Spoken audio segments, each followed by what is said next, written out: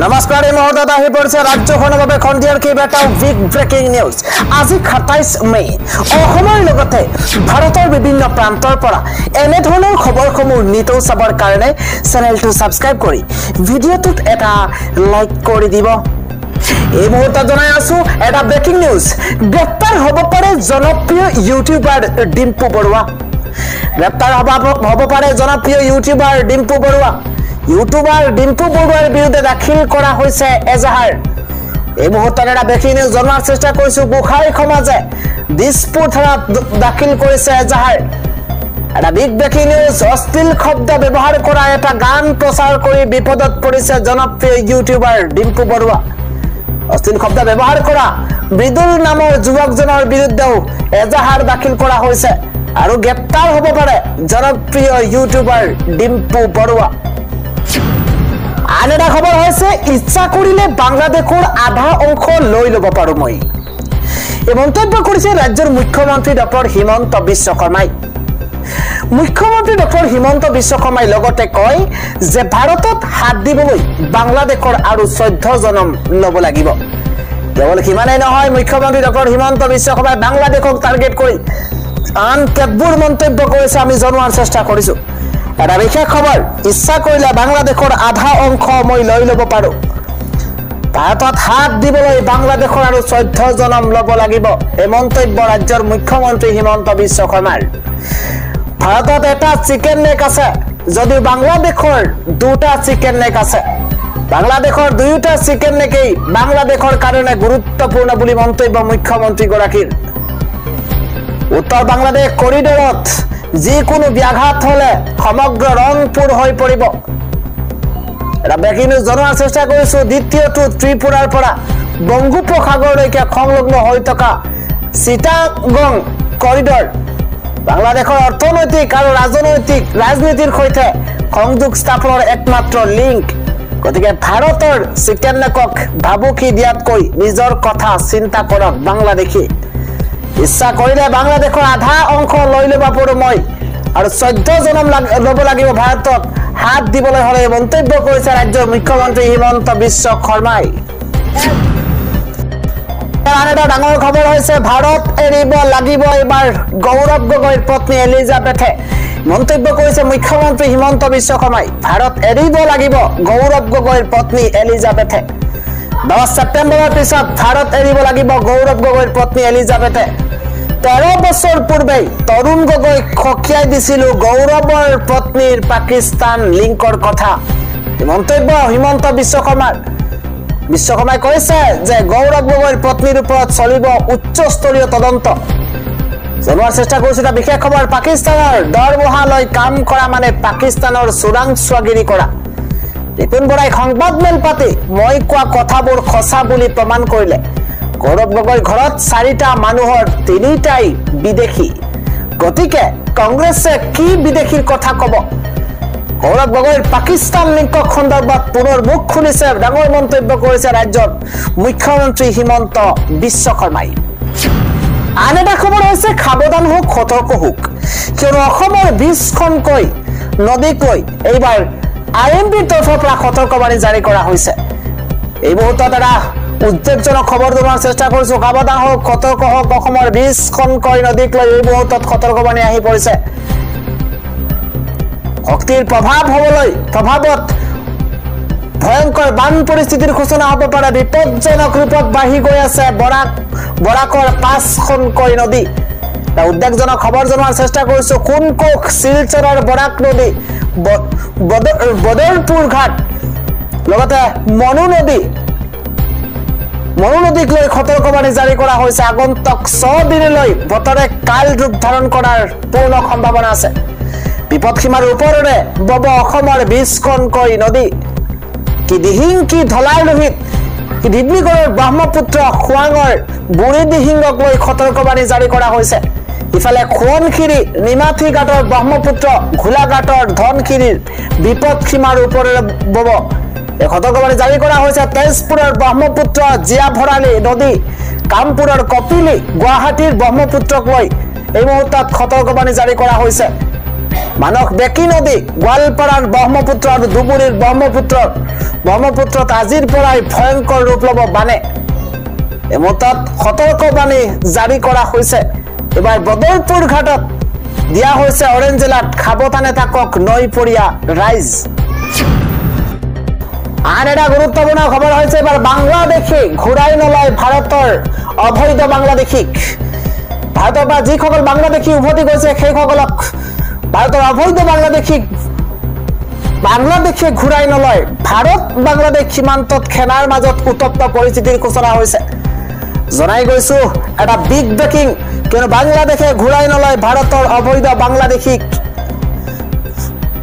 ভাৰত বাংলাদেশ সীমান্তত সেনাৰ মাজত উত্তপ্ত পৰিস্থিতিৰ সূচনা হৈছে বাংলাদেশীক ঘূৰাই পঠাবলৈ সেনাৰ মাজত বাংলাদেশীক ঘূৰাই পঠাবলৈ লোৱাৰ সেনাৰ মাজত সীমান্তত উত্তপ্ত পৰিস্থিতি গুলিয়াগুলি সৃষ্টি হৈছে ভাৰতত অবৈধভাৱে প্ৰৱেশ কৰা বাংলাদেশীক বাংলাদেশলৈ ঘূৰাই পঠোৱাৰ সময়তে অঘটন এই মুহূৰ্তত বিগ ব্ৰেকিং নিউজ জনাৰ চেষ্টা কৰিছো ক বাংলাদেশীয়ে ওলাই আহি ভাৰতীয় সেনাক বাধা দিয়াৰ চেষ্টা কৰিছে 14 গৰাকী অবৈধ বাংলাদেশীক বাংলাদেশত উভতাই দিয়াক লৈ এতিয়া উত্তেজনাময় পৰিৱেশৰ সৃষ্টি হৈছে বাংলাদেশৰ মতে ভাৰতে পঠিওৱা 14 গৰাকী অবৈধ বাংলাদেশী বাংলাদেশৰ নাগৰিক নহয় ইতিমধ্যে সীমান্তত উপস্থিত হৈছে দুয়ো দেশৰ উচ্চ পৰ্যায়ৰ বিষয়া মানকাছাৰৰ ভাৰত বাংলাদেশ সীমান্তত এক উত্তেজনাময় পৰিৱেশে বিৰাজ কৰিছে বাংলাদেশী সেনা আৰু বিএছএফৰ মাজত উত্তপ্ত পৰিস্থিতিৰ সৃষ্টি হৈছে বাংলাদেশী সেনা বিএছএফৰ মাজত পৰিস্থিতি অতিকৈ ভয়ংকৰ হৈ পৰিছে বাংলাদেশী সেনা আৰু বিএছএফৰ মাজত ভাৰতীয় সেনাৰ মাজত সীমান্তত গুলিয়াগুলি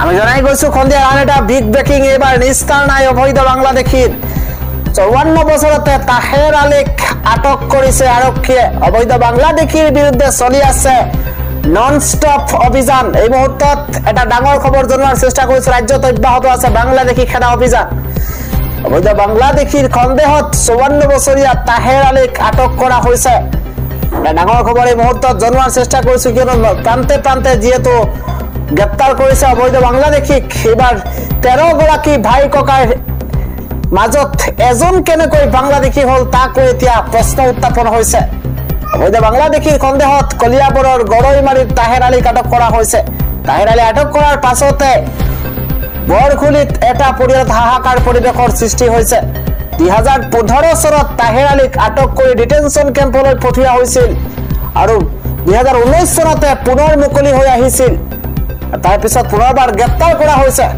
তাহেৰ আলীক জনাই গৈছো সন্ধিয়াৰ আন এটা ডাঙৰ খবৰ ঈদৰ প্ৰাক্ক্ষণতে ৰাজ্যত প্ৰশাসনে চলাইছে বৃহৎ অভিযান এবাৰ শ মুছলমানৰ কান্দোৰৰ ৰোল দেখিবলৈ পোৱা গৈছে ঈদৰ প্ৰাক্ক্ষণতে নামনি অসমত প্ৰশাসনৰ বৃহৎ উচ্ছেদ অভিযান 40 বছৰ পুৰণি ঔডুবি দৈনিক বজাৰত প্ৰশাসনে চলাইছে বুলডোজাৰেৰে এফালৰ পৰা ভাঙি পেলোৱা হৈছে দোকান পোহাৰ আগলা নদী আৰু আৰক্ষী চকীৰ সন্মুখতে আছিল বজাৰ আৰু বিশাল আৰক্ষী আৰু অৰ্ধসামৰিক বাহিনীৰ উপস্থিতিত উচ্ছেদ অভিযান চলোৱা হৈছে ইছলাম ধৰ্মাৱলম্বী লোকসকলৰ মাজত এতিয়া হাহাকাৰ পৰিৱেশৰ সূচনা হৈছে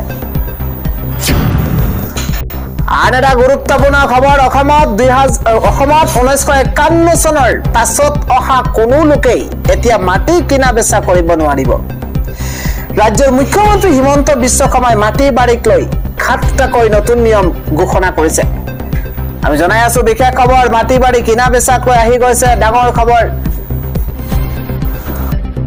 অসমত 1951 চনৰ পৰা অহা কোনো লোকেই মাটি কিনিব নোৱাৰিব অসমৰ নিৰ্বাচিত ৰেভিনিউ ব্লকত 1951 আগত অহা লোকে মাটি কিনা বেচা কৰিব পাৰিব মাটি কিনা বেচাক লৈ 7টাকৈ নতুন নিয়ম ঘোষণা কৰিছে ৰাজ্যৰ মুখ্যমন্ত্ৰী হিমন্ত বিশ্ব শৰ্মাই বহিৰাগত অসমত মাটি কিনিব নোৱাৰিব এতিয়া জদে মধে বিক্ৰী কৰিবলৈও মানি ল'ব লাগিব নতুন নিয়ম কঠোৰ নিৰ্দেশনা দিছে ৰাজ্যৰ মুখ্যমন্ত্ৰী হিমন্ত বিশ্ব শৰ্মাই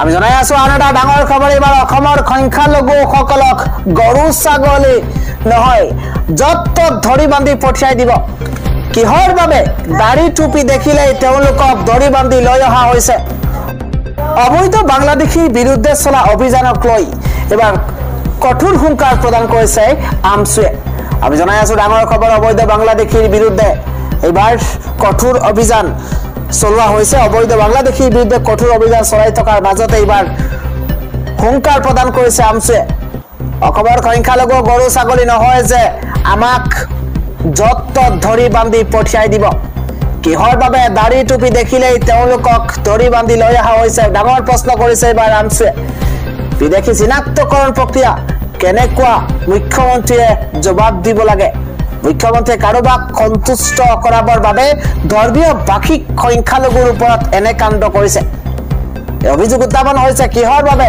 দাড়ি টুপি দেখিলেই তেওঁলোকক ধৰি বান্ধি লৈ অহা হৈছে কিহৰ ভিত্তিত তেওঁলোকক বিদেশী সজোৱা হৈছে আমছুৰ তৰফৰ পৰা প্ৰশ্ন উত্থাপন কৰা হৈছে এই অভিযানত সম্পূৰ্ণভাৱে ধৰ্মীয় ভাষিক সংখ্যালঘু আৰু মুছলমানক টাৰ্গেট কৰা হৈছে এয়া আমি কোনো পৰ্যায়ে সহ্য নকৰোঁ অসমত এটা উত্তপ্ত পৰিৱেশৰ সৃষ্টি কৰিবৰ বাবে এনে অভিযান চলাইছে চৰকাৰে সংখ্যালঘু ৰাইজক গৰু ছাগলীৰ দৰে ব্যৱহাৰ কৰিছে পাকে প্ৰকাৰে বিদেশী সজাবলৈ চেষ্টা কৰা হৈছে আৰু সংখ্যালঘুৰ ওপৰত এনে অত্যাচাৰ বন্ধ কৰক এই হুংকাৰ এবাৰ আমছুৰ পৰৱৰ্তী খবৰটো হৈছে অসম প্ৰদেশ কংগ্ৰেছৰ সভাপতি কেতিয়া সলনি হ'ব সেই বিষয়ে পূৰ্বেই সকলো জানিছিল ৰাজ্যৰ মুখ্যমন্ত্ৰী হিমন্ত বিশ্ব শৰ্মাই এআইচিচিয়ে অসম প্ৰদেশ কংগ্ৰেছৰ সভাপতি কেতিয়া সলনি কৰিব সেই কথা মুখ্যমন্ত্ৰীয়ে আনকি কেইবা মাহৰ পূৰ্বেই স্বয়ং ভূপেন বৰাকে কৈছিল বুলি উল্লেখ কৰিছে ৰাজ্যৰ মুখ্যমন্ত্ৰী ডক্টৰ হিমন্ত বিশ্ব শৰ্মাই 26 মে 2025 সোমবাৰে এআইচিচিয়ে অসম প্ৰদেশ কংগ্ৰেছৰ সভাপতি সলনি কৰাত সেয়েহে আচৰিত হোৱা নাই মুখ্যমন্ত্ৰী হিমন্ত বিশ্ব শৰ্মা সোমবাৰে এই সন্দৰ্ভত সংবাদ মাধ্যমৰ আগত প্ৰতিক্ৰিয়া প্ৰকাশ কৰিছে তেওঁ পূৰ্বে এই কথা জানে বুলি তেওঁ উল্লেখ কৰিছে লগতে কয় যে কেইবা মাহ পূৰ্বে দিলীপ শইকীয়া মই আৰু ভূপেন বৰা একেলগে দিল্লীৰ পৰা গুৱাহাটীলৈ একেখন ফ্লাইটত আহিছিলো দিলীপ শইকীয়া সাক্ষী আছিল তেতিয়া মই ভূপেন বৰা কৈছিলো তোমাক এপ্ৰিল মে মাহত ভাঙি দিয়া হ'ব তোমাক এপ্ৰিল মে মাহত তোমাৰ চকী খালি কৰা হ'ব আজি অলপ আগত দিলীপ শইকীয়াই ফোন কৰিছে যে দাদা আপুনি কেনেকৈ গম পালে ডক্টৰ হিমন্ত বিশ্ব শৰ্মাই কয় যে তেওঁলোকে যেতিয়া দলটো ভাঙি যাব তেতিয়া আপোনাৰ মোৰ দৰে সাধাৰণ ঘৰৰ মানুহক ব্যৱহাৰ কৰিব যেতিয়া ইলেকশ্যন আহে টিকট দিয়াৰ সময় হয় প্ৰাৰ্থীৰ ঘৰত অহা যোৱা আৰম্ভ হয় সেই সময়ত তেওঁলোকে এই নীলা তেজৰ মানুহক লগত লয় ইফালে মুখ্যমন্ত্ৰী হিমন্ত বিশ্ব শৰ্মাই এই বাস্যৰ আজি প্ৰতিক্ৰিয়া প্ৰকাশ কৰিছে প্ৰদেশ কংগ্ৰেছৰ সদ্য প্ৰাক্তন সভাপতি ভূপেন কুমাৰ বৰাই তেওঁ সংবাদ মাধ্যমৰ আগত কয় মুখ্যমন্ত্ৰীক মই লগ পোৱাৰ কথাটো সঁচা